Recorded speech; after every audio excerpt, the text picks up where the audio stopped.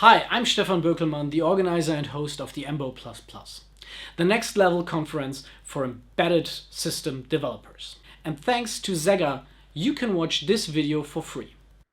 Well then, hello. Now, I know what you may be thinking, looking at the name of my talk, Modern C. Now, isn't C that like old, very unsafe language that, in embedded you have to use them, and sometimes if you work with C++, you have to deal with it. It's mostly a nightmare. You heard the horror stories. Who in their right mind would care about C in today's world? It's like we want to avoid C as much as we can. Well, what if I told you that there is actually more to C than meets the eye? What if I told you that by reconsidering how we have to use this language, we can actually uncover some very interesting aspects? Well, you see, I've been on a journey for the past 2 years where, for the vast majority of my personal projects, I've decided to do them just in C. And in that journey, I've uncovered quite some very interesting things, not just about C, but also about C++ and other programming languages. Now, I want to first set some expectations about this talk. Am I here to convince you to just run out there and write your company's next billion-dollar project in C? No. You probably shouldn't be doing that. Instead, what I want to do is I want to present this more modern way in which C can be used, which I've discovered, and also explore how ideas inspired from C can also improve our C++ code, or how these ideas manifest in some other languages, old and new. And I want to show you how, by rethinking how we use a language, we can discover very interesting things, which actually end up being very important. Now, a little bit about me. My name is Luca Sas. I'm a core systems engineer at Creative Assembly, which is one of the biggest video game studios on the world. And I am. You can find me on Discord and Twitter, or you can email me if you have any questions. I am mostly passionate about low-level systems, programming languages, and game development. Now, to start off, let's have a little bit of a refresh on C, because C was developed a long time ago, 1972. That's like 50 years ago. That's a very long time. Now, C wasn't really stagnate. It didn't just stagnate in those 50 years. It was standardized by ANSI, which is the American National Standards Institute, and later by ISO. So there's quite a bunch of versions of C: ANSI C, C89, C99, C11, and C does still have an active ISO committee. It's called WG14, and they actually have quite a lot of people that are still writing papers and proposing, similar to C++. Just here you can see this is a list of papers that have been submitted on January and February of 2021. So there's quite a lot of people that are still very much interested in C and still want to like add stuff to it, even like 50 years later. Now, there are, if depending on how much you know about C, there are some things that you might have missed in the past 50 years, and about how different C is from C++. For example, if you learned C from this book, the C programming language, very famous book written by Brian Kernighan and Dennis Ritchie, some of the creators of C, well, you might be accustomed to code that looks like this. Now, when I first saw this code, I was like, what is this? This looks nothing like C. Why is there no return type on that function? Why do we spell the names of the parameters twice and we say the type after? Why are you not putting the int I inside of the for loop? Why are you putting parentheses around the return type? Well, this is how C used to look a long time ago. So some people might even still be accustomed, not to this necessarily, but maybe to some concepts from this. Nowadays we can probably write it something more like this, which is you're probably more familiar with. You can see that we have comments that are not just with /star. We have single line comments. Those didn't used to be in the original version of C. We need to specify the return type and the arguments up front. And also we can declare variables anywhere in the function. They don't all have to be at the beginning, and so on. And there are quite a lot of differences between old C and new C that I would like to sort of go through just to make sure we're all on the same page. Uh, Another one would be variables and structs. So in the past, you had to actually put struct or enum or union before every single time you declare the variable before the type name. Nowadays, using the type def, you can just use the name that like you would in C++. You just specify the type name and the variable, and you can initialize and create variables anywhere in your function, as we talked about. Primitive types. You might be familiar with the standard ones: unsigned, char, integer, short, long, so on.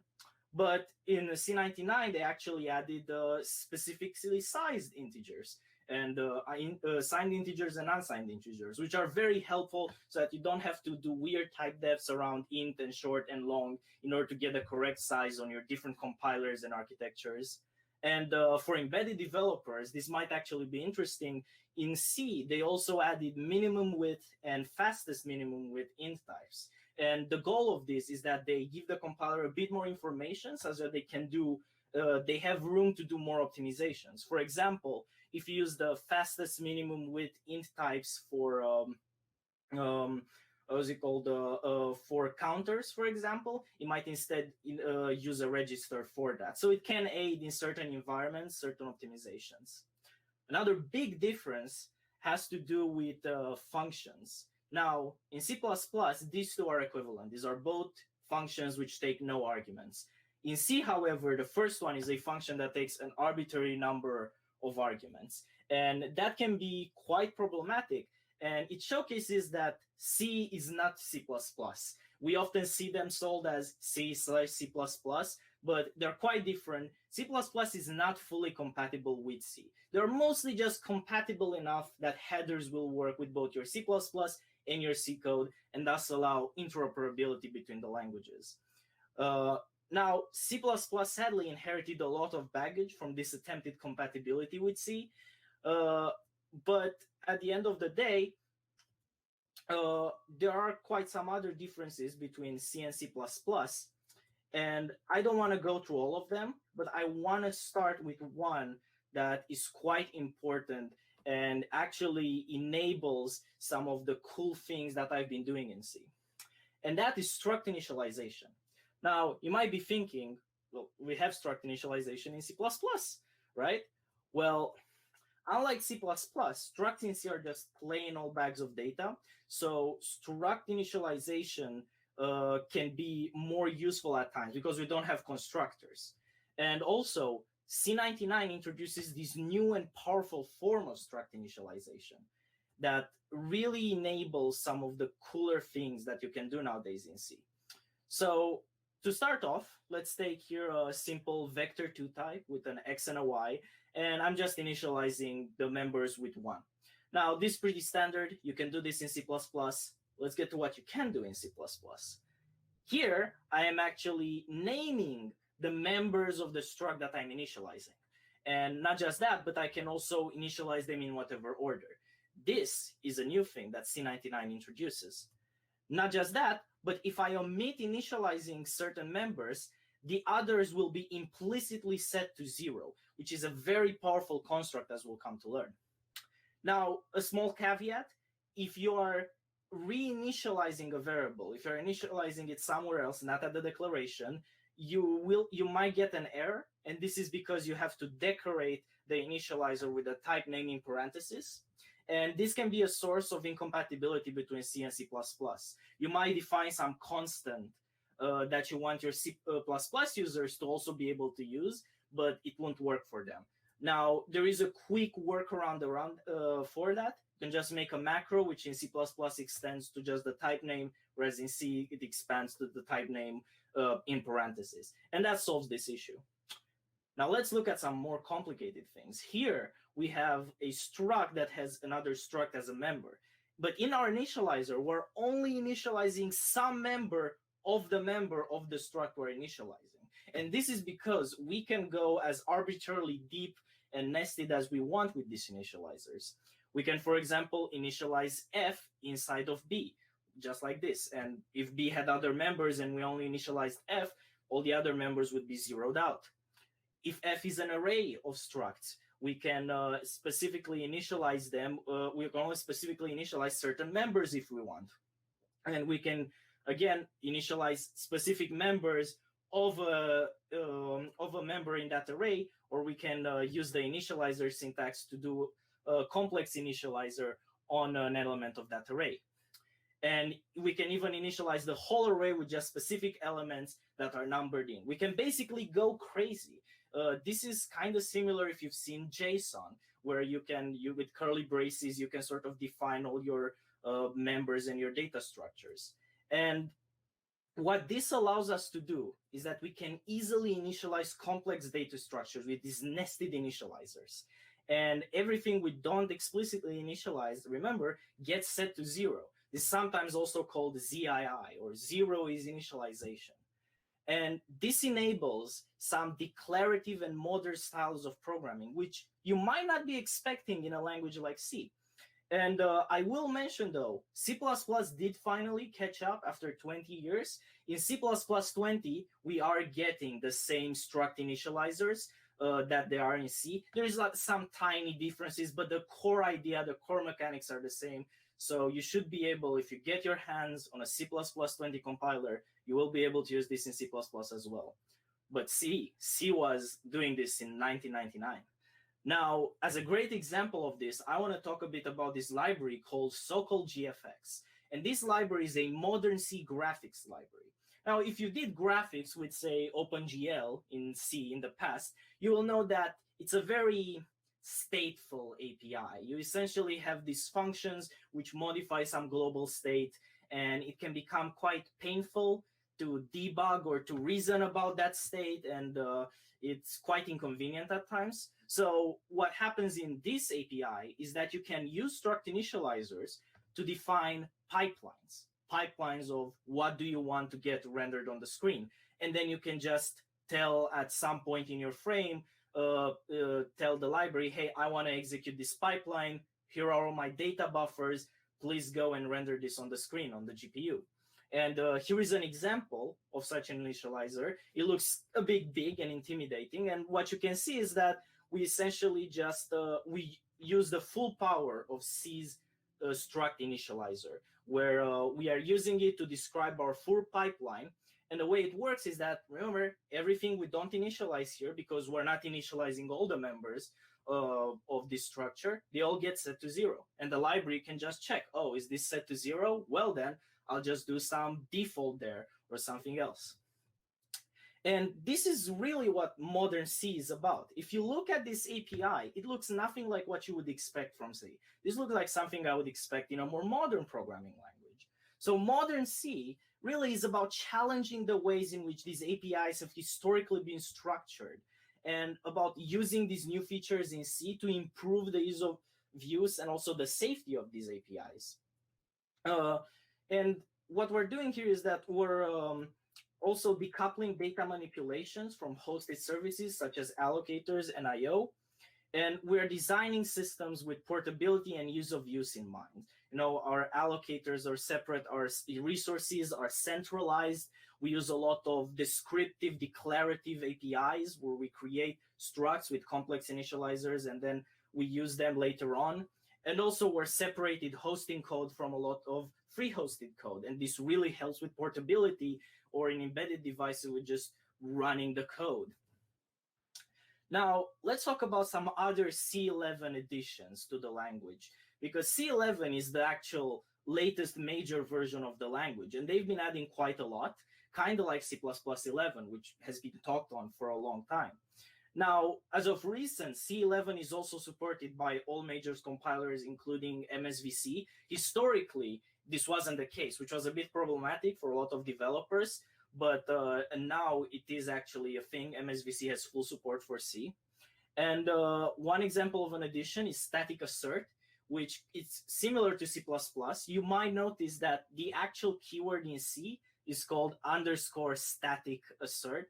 And this is because this is how keywords get added in C. And they usually have a header, in this case, assert.h, which then defines a macro that's like the equivalent name in C++ of that keyword. And this can be very useful, for example, if you want to make sure that your structs have specific sizes on different platforms, or if you want to check if you want to check for paddings in your structs or for other things at compile time. Another example of what has been added in C11, which is quite cool and useful, is underscore generic. And this feature allows for overloading in C. So here I have I have two functions, min, with a version that takes floats and a version that takes integers. And what you can do is that you can use you can make a macro which uses underscore generic to act as a switch on the type of one of the arguments. And then, depending on the type of the arguments, we can either call min f or min I, and thus we can achieve overloading in C. Not just that, but similar to C++, which added to the atomic, C11 also added atomic operations in a portable way. Before that, there are libraries that are available on the internet, such as C89 Atomics, which try and wrap the compiler intrinsic for atomic operations on different compilers. But this is directly this will often just directly be supported by your compiler vendor, so you have a much more bigger likelihood of it being correct and of it being running on your platform. Another example is thread local. Much like atomics, it was added in C11, and if you want to get the thread local keyword like in C++, you need to include the threads.h header. In old versions of C, such as in C99, you would have to make, again, a macro if your compiler supported it, so that you can get the correct keyword that was compiler intrinsic. So as you can see, C11 added quite a lot of stuff: static assert, overloading, atomics, and thread locals. Now, granted, things that were used from C++, but it's great that we also have in C, because this can enable us to do very interesting things. And I want to start talking about different fun things we can do in modern C. And I will start with macros up front, but I will specify that macros can be evil, and we all know that. And so I will try not to abuse them too much. And in general, we should try not to abuse them too much. But the reality is that they can make some cases they can make our life much nicer. A great example is when we have this pattern of begin and end. This is a quite common thing in many APIs, where we have a function that we must call to set some state and then to end some state. And this can be problematic because, for example, we might forget to call end, or if we have nested begin and ends, then it can get quite messy. We might forget an end or a begin somewhere, and then we're screwed, and it can be annoying to debug. It turns out with a macro over a for loop and abusing a little bit the comma operator, we can actually make a macro which expands into a scope that calls begin at the beginning and end at the end. There is a caveat that if you call return or break inside of this scope, then it won't actually call your end, which can be a pitfall that you should be aware of. But at the same time, if you're careful not to do that, this can be quite useful. So for one great example is for profiling blocks. With most profilers, you have to specifically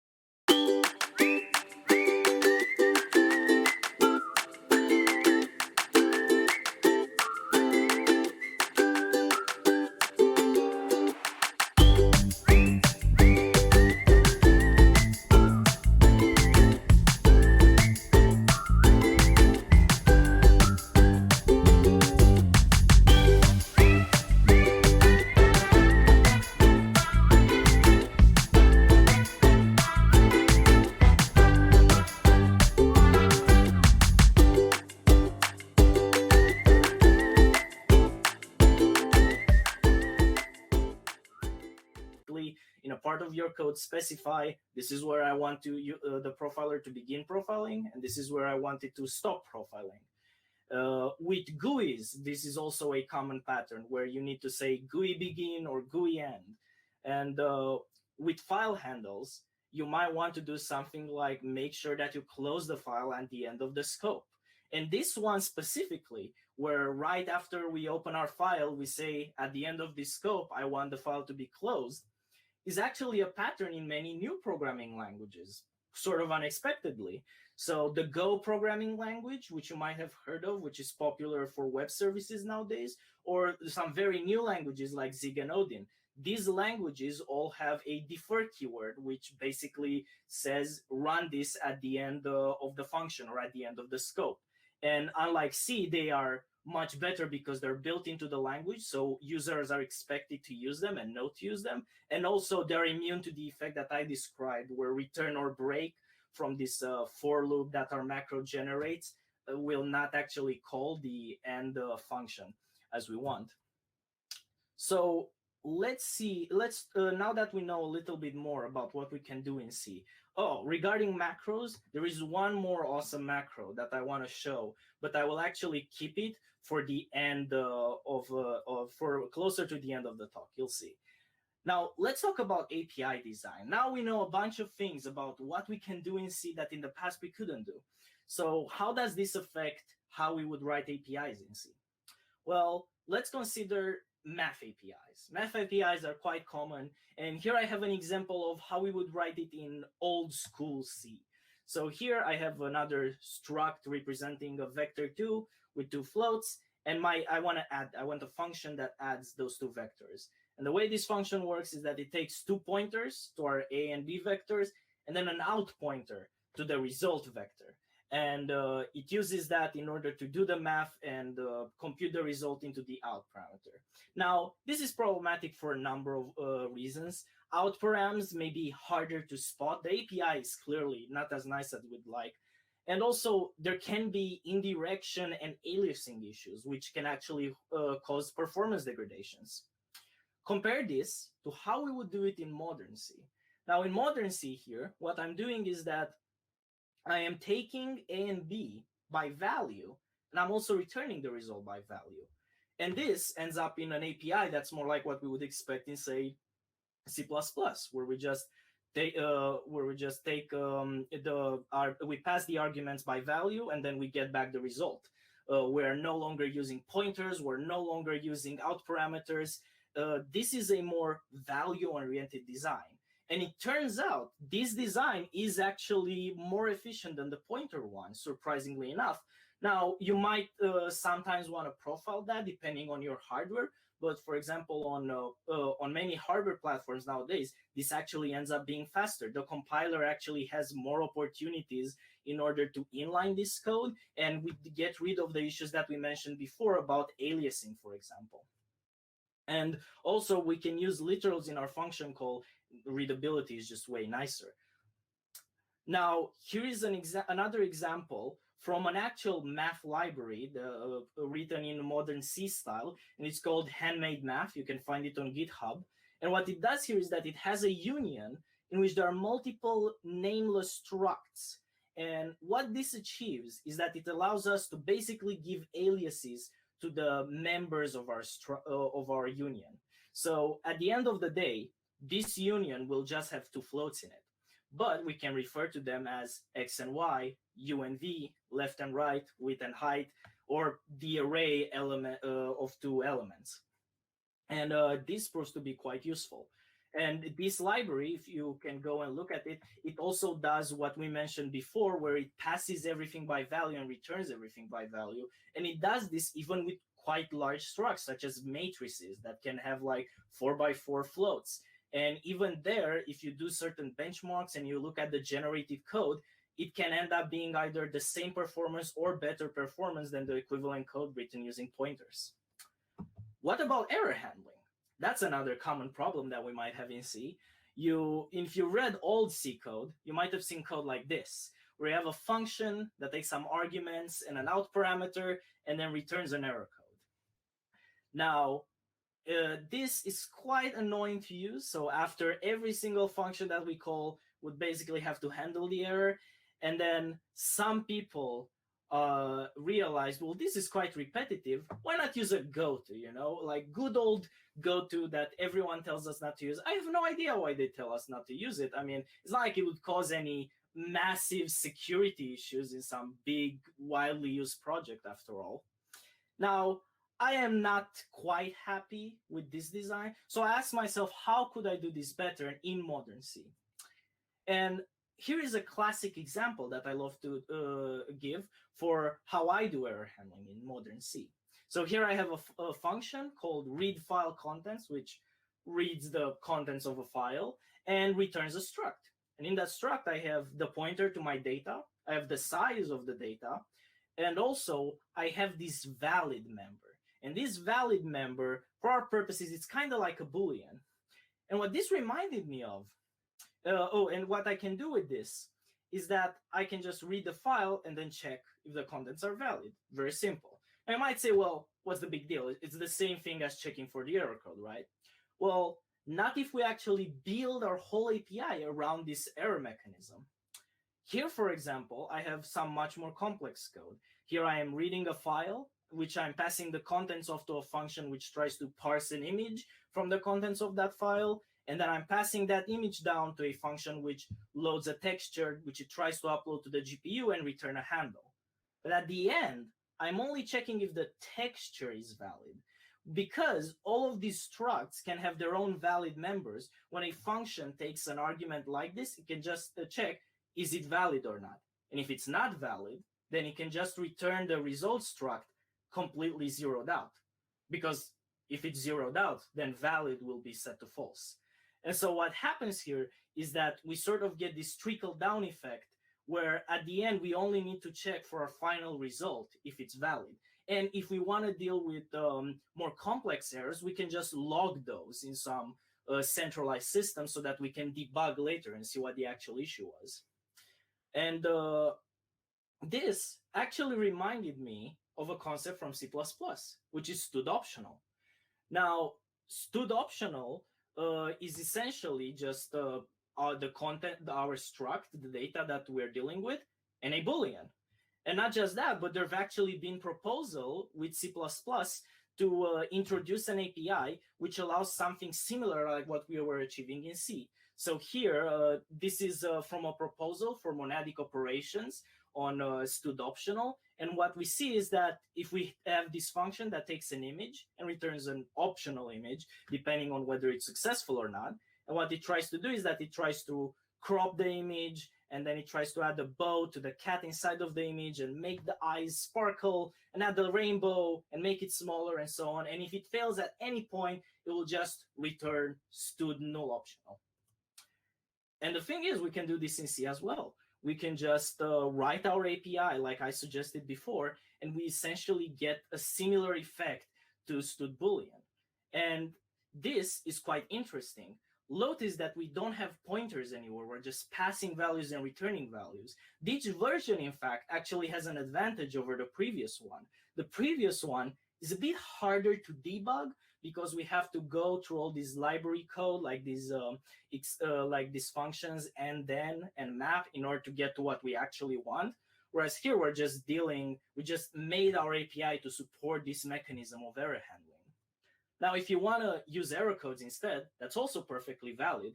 And turns out that also has an equivalent in the C++ world. You might have heard of what's called stud expected.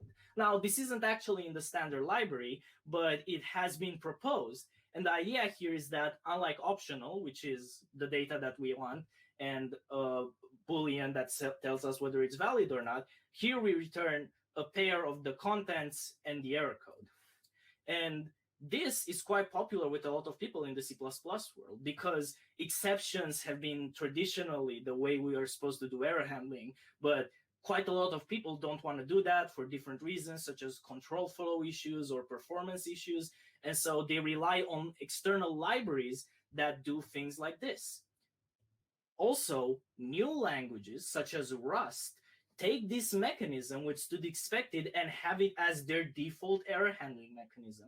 Here is some example code in Rust where what's going on is we have a function that reads from a file and returns a result, which is the equivalent in Rust of stud expected, of either the string, which is the result we want, or an error. And Rust also has pattern matching that works quite well with this, kind of like you would expect with stud visit in C++ on variants. And Zig is another very cool programming language that's quite younger than Rust, but it's catching quite a lot of attention recently. And in Zig, they also have this mechanism where essentially you're returning error values alongside the value of what you actually want to return. But in Zig, it's built into the language instead of it being a library feature. So you can see here in this code, I have the same function written twice, but in the first one, I try to parse an unsigned integer, and then I try and catch the error. If there was an error that was returned on the stack, I just catch it and I try to handle it. In the second function, what I do is that I use the try keyword. And it reminds me of exceptions. And what this try keyword does is that says, if an error is returned, then just pass it along, just return that error and pass it along until it gets to someone who can actually handle it. And this is quite interesting because, again, these errors codes are returned on the stack instead of the heap, much like exceptions. So it's interesting that new programming languages, both Rust and Zig, are both gravitating towards this other model of error handling away from what C++ has been trying to do. But not just that. C++ is actually trying to do that, to catch up as well. In 2019, at the ACCU conference, Herb Sutter had a talk called Defragmenting C++, Making Exceptions More Affordable and Usable. And what this talk was about was essentially adding the same mechanism that Zig has into C++. So the same syntax that we see here with try and catch and errors that are returned on the stack with something like stood expected. This is just Herb Sutter wrote a proposal for adding this directly into C++. So it's interesting how C++ is now trying to learn from newer languages that we are seeing. Now, a big difference between what I did in C versus what we did in Rust and Zig and C++ here is that the APIs in all those languages, the error handling mechanism there was generic. I would say optional of something, expected of something, and an error code. And in C, sadly, we do not have any sort of generics or templates. And I am not going to come here with a bunny out of my hat. The reality is we don't have that in C. That's just a hard reality. Now, that isn't the worst thing. It's not the end of the world. Because sometimes not having templates can actually help us, but not because we don't rely excessively on them. And it forces us to think a little bit out of the box. If you have a colleague that just writes tons of template code every single time, you might want to suggest him to try some C. And for some common use cases, though, there do exist some solutions, which we will be discussing. Now, let's take a very simple example first. Let's take a tree or a graph, some form of graph structure like a tree. And in C++, we'll do it in this pretty straightforward way. We just have the templated class, which is our node. We just have a pointer to the data and a pointer to the left and the right node. Now, how will we do this in C? Well, we could make a struct and rewrite all of our algorithms for every single version of it, which is sometimes what people end up doing in C. But there are also other ways. For example, a classic way, which turns out to have some interesting advantages, is to just declare our node using integers. So an integer for the data, for the left, and for the right node. And then our tree is just an array of nodes and the size of that array. So what we're doing here is that we are making our algorithms just once for a tree which holds integers, which are indexes into our actual, where we can get our actual data. So we can run a lot of algorithms just on this generic sort of tree, and then we can just index into our array with our data. And this is often done, for example, in game development because of cache concerns. Here, because we can have all of our nodes in one array and all of our data separated in another array instead of scatter randomly around the heap, that actually turns out to have better performance. And so it's interesting that in C, I sort of arrived at this design in order to do generic code in a way that I didn't expect in the past. And they don't have to necessarily be direct indexes into arrays. They could be, for example, handles, which we'll talk a bit about later. Now, another classic one that we all use in C++, dynamic arrays, stood vector, where we can just add elements for as long as we want. Now, this is very useful, but how can we do this in C? Surely this isn't possible. Well, what if our dynamic array was simply a buffer of objects? Well, the problem there is, where do we store all the meta information? Where do we have the size, the capacity, the allocator, and so on? Well, what if we put all of those in a struct and then store that next to the actual elements? And it turns out, if we do that, we can actually achieve a dynamic array in C. We can allocate a buffer that's the size of the initial capacity that we want, plus enough size for this information, meta information that we want. And then to the user, we can simply return the pointer at the beginning of the buffer of elements. And this is very useful because then our user can simply index into the array as they would normally. And we can write some macros in order to have some nicer functions, such as adding to a dynamic array. And this basically gets us very close to what std_vector offers. And not just that, but we can also do this with key value pairs if we want to have a hash map. And there are actually implementations of this. There are even some people who end up preferring this method. And this library that I mentioned here, it's called stbds, and it essentially implements a dynamic array and a hash map in this manner that you can see.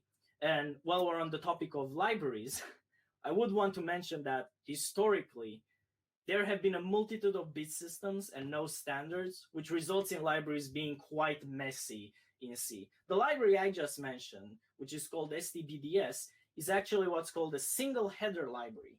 And they were actually popularized by the creator of the library I just mentioned, Sean Barrett, which wrote these libraries that have the implementation alongside the header in a single file. And then in one translation unit, in one .c file, you would do this thing where you include the header, and before that you define a macro which tells the library to include the contents, the implementation of the library as well. In C++, single header libraries are also popular, but that's often because they're filled with templates. Whereas in C, they did this as a way to avoid the problems that we encounter with build systems. However, from my experience, I did end up finding that CMake, as horrid as it can be many times, can actually be very, very useful. It can actually help me as a developer very easily include libraries, describe my projects, and integrate them with a wide variety of IDEs and compilers and whatnots. And what I would recommend that people do is look for sane CMake code. Look for CMake code that is simple, easy to understand, and that can literally improve your whole workflow.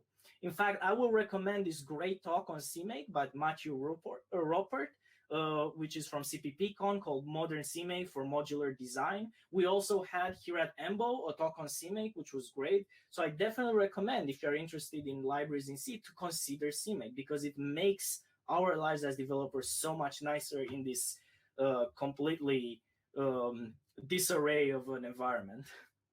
Not just that, but in newer languages, the situation with libraries has improved significantly.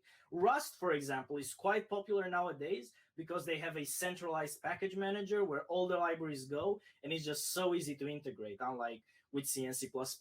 Zig also has quite an interesting build system and makes the library situation much easier. In Zig, in order to build your code, you don't need an external tool. The compiler and the language itself is the build system. You can write a script in Zig that the compiler can run, and you have an API in order to describe how you want your code to be compiled.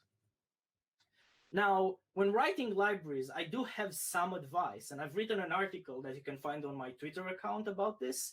And what I would say in this is avoid, as some short advice, avoid allocations if possible, or request allocators or buffers from the user, and try and make your library free-hosted. Not just because we're at the conference for embedded developers. Free-hosted code in general can be much easier for portability. As a game developer, I want libraries to be free-hosted, because if they are free-hosted, that means I can easily use them on another platform. I can easily use them on Android or iOS.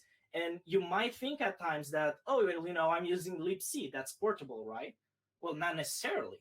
If you're using, for example, fopen and you don't give me a way to give you IO callbacks, that won't actually work for everything that I want to do. Because on Android, there are multiple ways of actually accessing files, and fopen doesn't cover all of them.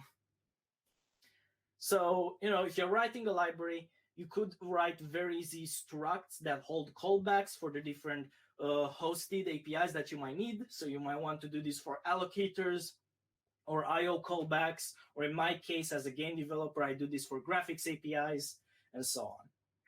On memory management, because this is often the bane of the existence of C programmers, I would advise that you consider centralizing your allocations. That is, reason about your allocation, which of them are long-lived, which of them are temporary, and the long-lived ones, try and centralize into buffers that are sort of global for your system. Because this will allow you to reason separately about these two kinds of allocations and will enable you to do some very interesting things. Also,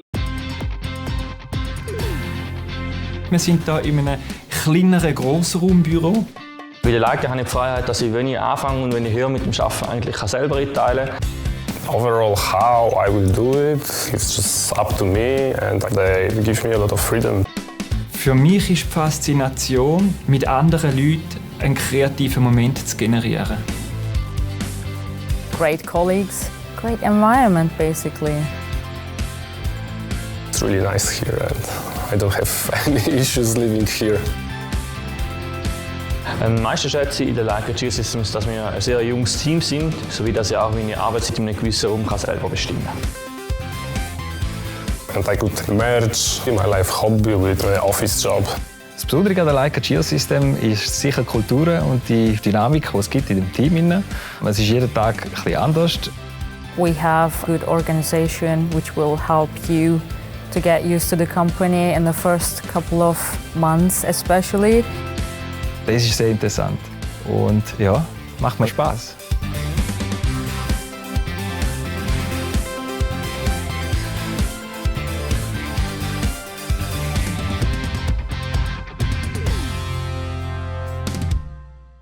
Using buffers with maximum sizes in embedded or on old computers, this was quite a popular technique, and it can still, even to this day, get you quite far in terms of what you can achieve with this. And also, as I hinted before, you can consider using handles instead of pointers. Now, what do I mean by handle? Well, a handle could be just an index into an array, but it could also be some more complex ID that you can pass on to a system, which can then query and find you the pointer to the data that you actually want to manipulate.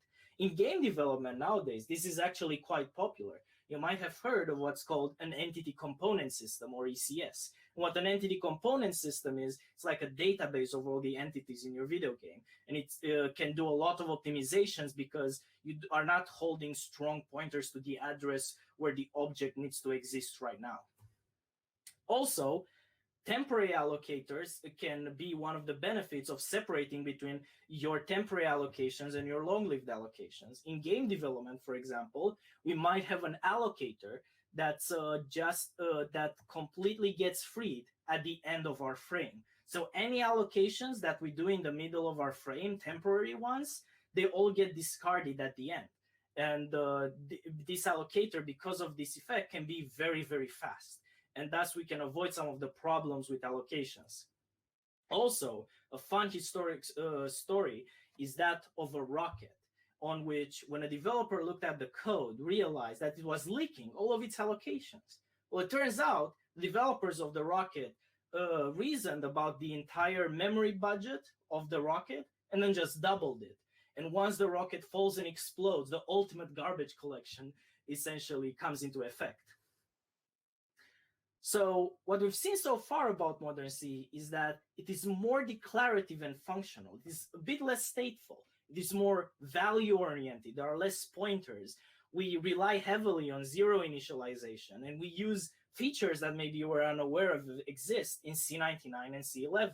We centralize our resource management, and we rely on the user providing callbacks for hosted APIs, such as allocators. And all of these are quite interesting that in C, all of these basically changed the way that I saw C and the way that many other people are now seeing C. And I want to talk now about string handling. Let's see how all of the things we've seen so far can help us with string handling. And I want to talk specifically about string handling because historically in C it has been a disaster. It has been $1 billion mistake because the standards API, they're quite terrible for our times. If you've heard of stir or stirtalk or stirberk, all of these are quite disastrous nowadays. And as a public service announcement, you might want to avoid using libc functions nowadays. Now, some of them makes perfect sense. The atomic operation in C11, or memmove, memcopy, memset, or math.h. These are great things from the C standard library. But the string manipulation functions are a great example of what you should be avoiding from a library that's like 50 years old. And not just that, but if you consider replacing functionality from libc, not just use it because it's there, you can end up with much nicer results. For example, I wrote my own Printf Alternative, and with this Printf Alternative, I can actually register my own printers for Structs, which is much more useful. Some specific versions of libc actually allow you to do this, but it's not all of them. Now, going back to string handling in C, it's not just the APIs, but the APIs are also bad because they use null-terminated strings. And null-terminated strings are very problematic. They're incredibly slow. In fact, one of the most popular online video games in the world, GTA Online, a modder ended up improving its load times by 70%, from like minutes to seconds. It was a giant improvement. And the reason why that loading was so slow was because they were parsing some JSON using scanf and strlen. Now, if you know about strlen, you know that it must traverse every single character of the string to figure out the size every single time. What our modder here did is that he simply modified the code in order to cache the results from strlen in order to optimize the code a bit. And it turned out this actually had a massive impact. This is one of the biggest online games in the planet. Millions of people have been playing it. Millions of people were having problems where they were using, millions of people had problems where they were waiting for minutes for this game to load. And it was all because culturally we have this notion that, well, if the standard library is there, I should use it, right? Well, maybe we shouldn't. Maybe we should reconsider which parts of the standard library we're using and which parts we shouldn't be using. And maybe we should reconsider how we deal with these APIs. And it's not just null-terminated strings. In C++, we kind of solved that with std_string, for example, but that can still have problem. Consider this function here. Here, I have a function called readString, which I take a const reference to a std_string. I just want to read a string, right? Well, what happens if I call this function like this? It does an allocation, which is not what I wanted. I just wanted to read a bunch of characters. Why do I suddenly have to pay for a memory allocation? Now, you might say, well, what's the problem with a couple temporary memory allocations here and there?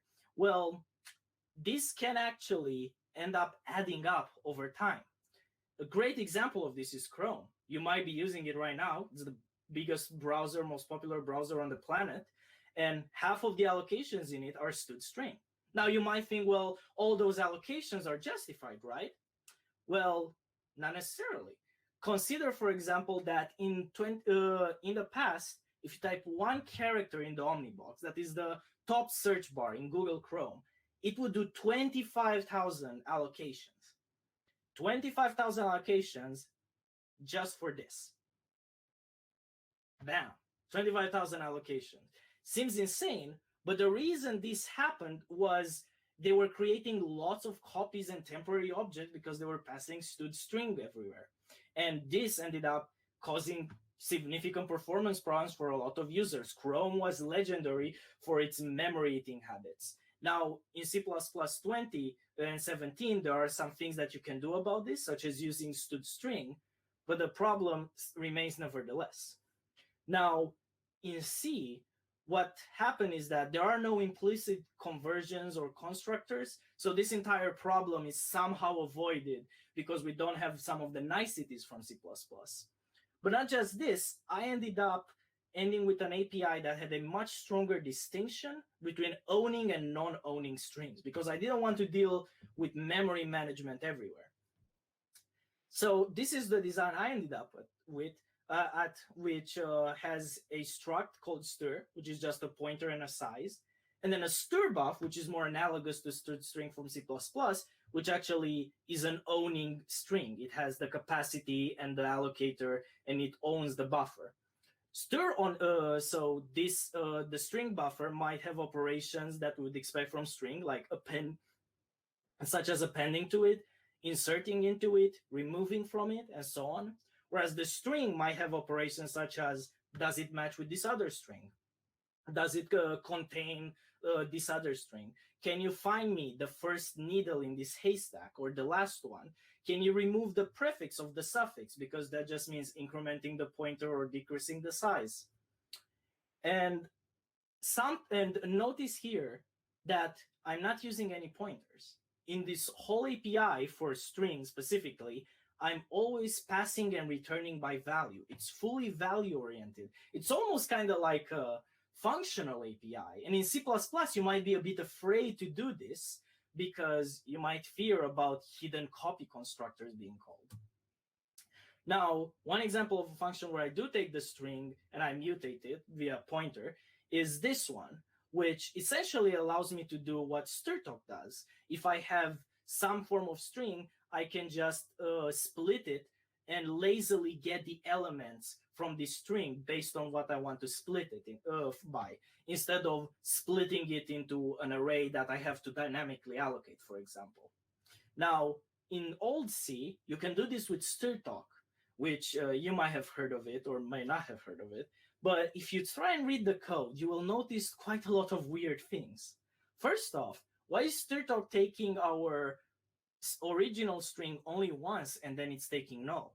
Well, it turns out this is because it's actually storing a global variable with the string that you've started parsing. Well, okay, now this is a bit concerning. What else? Well, this code here is actually not correct. I should actually be using a stack allocated array there, or some kind of mutable string. And you might say, well, why do you need a mutable string?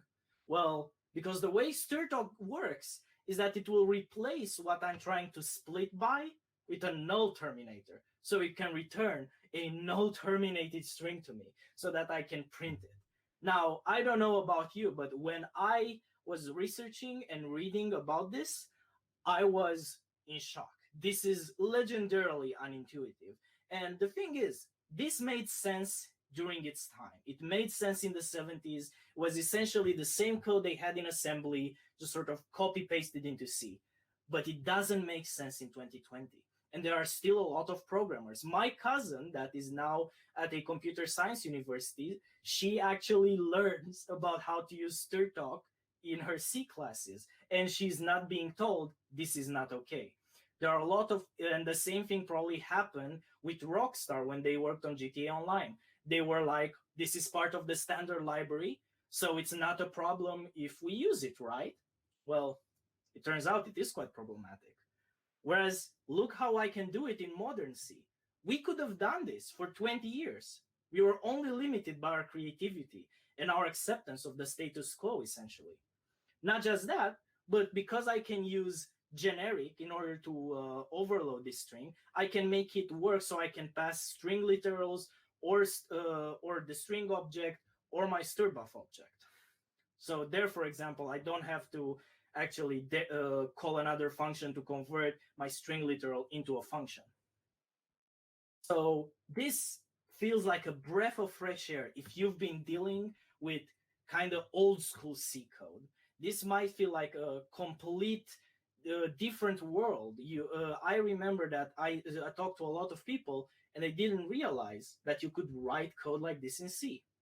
And the special macro that I told you about, here what I did is that I did a for macro over this string splitter. And what this macro allows me to do is that I can just lazily iterate over all my strings. And this is quite nice because I don't need to make a temporary allocation in order to compute everything into a buffer and then walk it, and then I can free that buffer. I don't have to do that. I can just lazily evaluate this. And this is becoming increasingly popular. For example, in C++20, we now have the ranges API, which allows us in a very nice way to do things like this. So if you're using C++20, or if you haven't heard about ranges, you should go look into that, because it allows you to optimize a lot of things by moving from APIs that allocate to APIs that just lazily evaluate. And interestingly enough, when I joined Creative Assembly, the first ever optimization I did there was related to string operations. There was this seemingly cheap function that was just splitting some strings, and it happened on another thread, and this thread was kind of slow and thus blocking the main thread during the loading of the game. Now, this function didn't take a lot of time on its own, after all, it's just doing some string splitting or something. But if you analyze in an advanced profiler, what is the cost of this function cumulatively over time, called from different places, tons of times, it ended up adding to quite a lot. So what I did is that I replaced the solution which was allocating in a stud vector with a solution that was lazily evaluating using stud string view. And that ended up being a 3-second performance improvement in the loading of the game. This does have a big effect. There are probably tons of code bases out there that are dealing with this issue.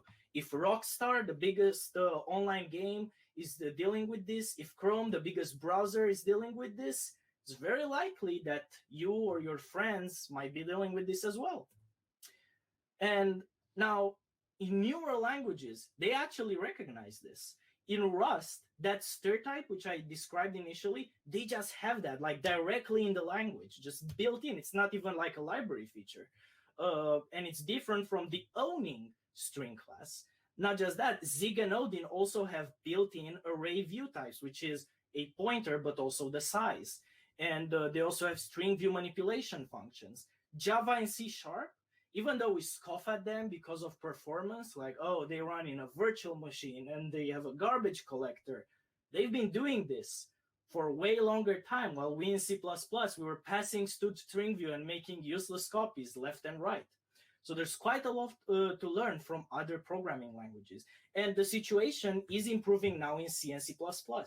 In C++17, they introduced stud string view, which is our pair of a pointer that's not owning and a size. In C++20, they introduced stud span, which is a generic version of a view. It can work on any types, and it's a pointer to a buffer of that type and the size of the buffer. Now, as I said, in C++, you probably should be looking, if you are on C++ 17 or 20, to start using string view, to start using ranges if you're on C++ 20, to start using stud span. If you're on older versions of C++, such as C++ 11, you might consider open source libraries. There are open source libraries, for example, from Microsoft, which also give you these APIs like string view and span before they were standardized. Now, in conclusion, what I hope you gain from this talk is a better appreciation for what can be done in a limited language like C. Again, you shouldn't go out there and decide to write your next billion-dollar project in C. But writing some code in C, maybe in your free time, can change your perspective on how to deal with certain APIs, how to deal with certain problems. Now, it is also important, in my opinion, to check out the latest development, not just in C, not just in C++, but in other languages. Languages that I mentioned in this talk, like Rust and Odin and Zig. If you're an embedded developer, you're probably going to be very interested in what Rust is doing in terms of safety, or what Zig is doing in terms of interoperating with C, and also offering new lower-level mechanisms for handling different kinds of errors and for doing more interesting things. And I think it's important that we all at times re-examine our patterns and our preconceptions and try and think, why am I doing this? Am I doing this just because I was told once that I should just do this because it's in the standard library or whatever, just use this API? Or should I maybe reconsider how am I doing this and see if there are other ways? Maybe I should experiment a little bit more. Maybe I should look at what other languages are doing and see if I can learn something from them. By challenging our current understanding and not taking these things for granted, what I believe and what I wanted to showcase with this talk is that we can discover new and better ways of doing things, even in a super old language such as C. And as some shoutouts at the end, if you're interested to learn more, there's this great article by Andre Weisfloh called Modern C for C++ Peeps, which was a great inspiration for this talk. There's also the Odin and Zig and Rust programming languages that you should definitely check out and look into.